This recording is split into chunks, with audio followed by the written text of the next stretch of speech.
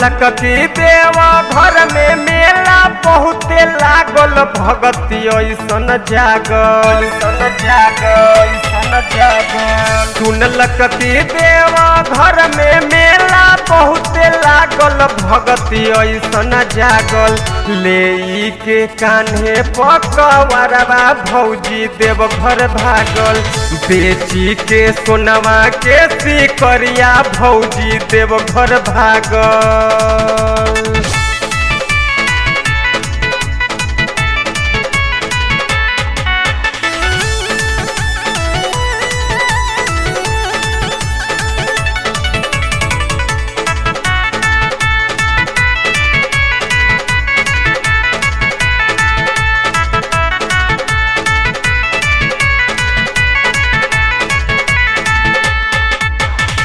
बेच दिहलस भौजी आपन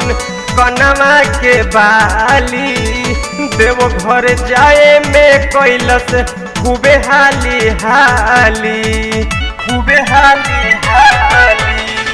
बेच दिहलस भौजी आपन कनमा के बाली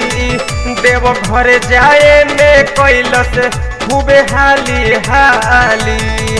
भगती में लागतिया भइल बिया पागल भौजी देव घर भागल भगती में लागतिया भइल बिया पागल भगती ऐसन जागल ले के कान्हे पकवरवा भौजी देव घर भागल बेची के सोनवा के सिकरिया भौजी देव घर भागल।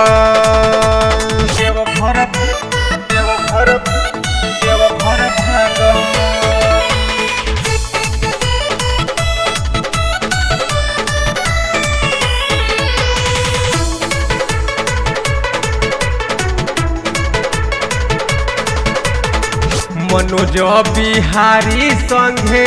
करम दर्शन हो दर्शन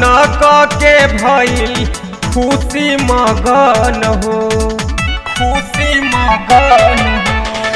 मनोज बिहारी संगे